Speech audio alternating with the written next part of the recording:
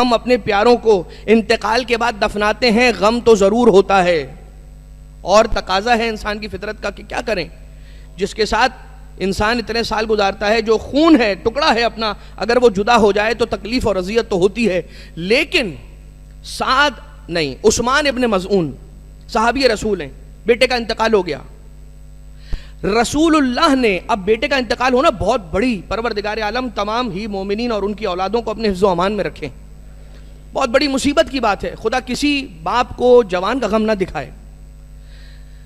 جناب عثمان ابن مظعون رسالت مآب سوال کرتے ہیں، عثمان کیا تمہیں خوشی نہیں ہے؟ رسول اللہ میرے بیٹے کا انتقال ہو گیا ہے، میں کیا خوش ہوں گا؟ نہیں عثمان سن لو رسول کیا کہہ رہے ہیں، پوری بات سنو رسول کی کیا فرما رہے ہیں۔ عثمان کیا تمہیں خوشی نہیں ہے اس بات کی کہ جنت کے 7 دروازے ہیں، تمہارا بیٹا جب جنت میں تم داخل ہونا چاہو گے دروازے کا اختیار تم کرو گے، دروازے کو چوز تم کرو گے، جس دروازے سے جنت میں جانا چاہو گے تمہارا بیٹا وہاں آ کر تمہاری شفاعت کرے گا، تمہارا ہاتھ تھام کے تمہیں جنت میں لے جائے گا۔ وہ بیٹا کہ جو بیٹا تمہاری زندگی میں اپنی جوانی کے عالم میں پروردگار عالم نے تم سے لے لیا، تمہاری خواہش نہیں تھی، تمہاری خواہش سے ہٹ کر پروردگار عالم نے جو چیز تم سے لے لی اس کا اجر یہ ہے۔ ایک روایت بیان کرتی ہے چھٹے امام علیہ السلام کی کہ پروردگار عالم جب کبھی کسی سے کوئی شے لے لیتا ہے اس کی مرضی اور اس کی پسند کے خلاف جا کر، تو اسے 3 ایسی چیزیں، کیا ہے نہیں معلوم، 3 ایسی چیزیں دیتا ہے کہ جن 3 چیزوں میں سے اگر ایک بھی ویسی چیز اپنے ملائکہ کو دے دے تو پروردگار عالم کہتا ہے لرضوا منی، تو وہ سارے کے سارے ملائکہ مجھ سے راضی ہو جائیں۔ وہ شے کہ جو ایک شے دے کر ملائکہ کو پروردگار عالم سارے ملائکہ کو راضی کر لے گا، ویسی 3 چیزیں اپنے اس بندے کو دیتا ہے کہ جس سے وقت سے پہلے، اپنی انسان کی اپنی کیلکولیشن کے حساب سے وقت کہہ رہا ہوں، اس سے پہلے اگر کوئی نعمت اس سے چھن جائے۔ حضرت داؤد علیہ السلام ہے، حضرت داؤد علیہ السلام سے یہ چھٹے امام علیہ السلام کی پھر روایت حیات القلوب کے اندر لکھا کہ پروردگار عالم کہتا ہے یا داؤد ترید و ارید، ایک تیرے ارادے ہیں اور کچھ میرے ارادے ہیں، وَلَا يَفْعَلُ إِلَّا مَا يُرِيد وَلَا يَكُونُ إِلَّا مَا أُرِيد، یاد رکھنا سوائے اس کے کہ جو میں چاہ رہا ہوں اس کے سوا اور کچھ بھی نہیں ہوگا، یعنی جو میں چاہ رہا ہوں یاد رکھنا داؤد وہی ہو کر رہے گا۔ وَإِن تُسَلِّمْ، اور اگر تو تسلیم کر گیا، تو سرنڈر ہو گیا اس کے سامنے کہ جو میں چاہتا ہوں، ما ارید، فَكَفَيْتُكَ بِمَا تُرِيد، تو میں تیرے لیے کافی ہو جاؤں گا اس چیز کے لیے کہ جو تو چاہتا ہے، یعنی پھر جتنے تیرے غم ہیں دور کر دوں گا، جتنے تیرے خوف ہیں دور کر دوں گا، جو تو چاہ رہا ہے ویسا کرتا چلا جاؤں گا، صرف اس وقت جب تو وہ چاہے جو میں چاہ رہا ہوں۔ وَإِن لَمْ تُسَلِّمْ بِمَا أُرِيد فَأَتَبْتُكَ،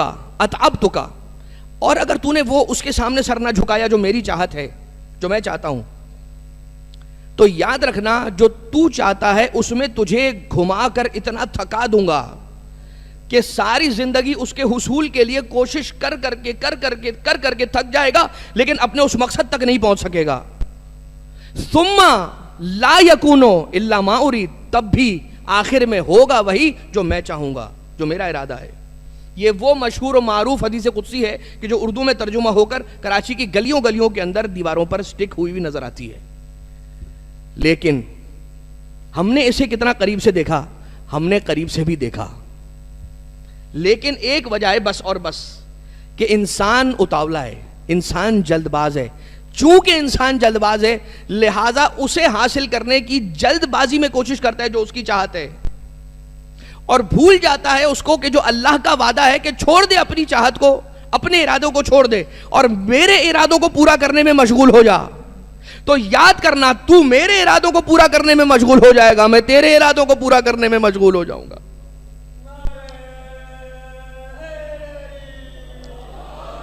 اگر اس کو سمجھنا ہے تو اس کا سمپل ایک فارمولا ہے، اور وہ فارمولا یہ ہے کہ اللہ کی مرضیوں میں اپنی مرضیوں کو فنا کر لو، پھر تم جو چاہو گے رب ذوالجلال بھی وہی چاہے گا. اور اہل بیت اطہار علیہ السلام نے کر دکھلایا. ہم اس دنیا میں بہت ساری چیزیں پاتے ہیں, بہت ساری چیزیں کھوتے ہیں, لیکن یہ بات یاد رکھیے گا کہ کچھ چیزیں ایسی ہوتی ہیں کہ جو اپنے مقررہ وقت پر ہی انسان تک پہنچتی ہیں, اور کچھ ایسی چیزیں ہوتی ہیں کہ جن کے ملنے کے بعد ایک مقررہ وقت ہوتا ہے کہ جس مقررہ وقت تک وہ ہمارے اور آپ کے پاس رہتی ہیں, اور اس کے بعد پھر پروردگار عالم کی بارگاہ سے آئی ہوئی چیز پروردگار عالم کی بارگاہ میں جب چاہے وہ واپس لے سکتا ہے. سرکار امیر کائنات حلال مشکلات امیر المومنین امام علی ابن ابی طالب علیہ السلام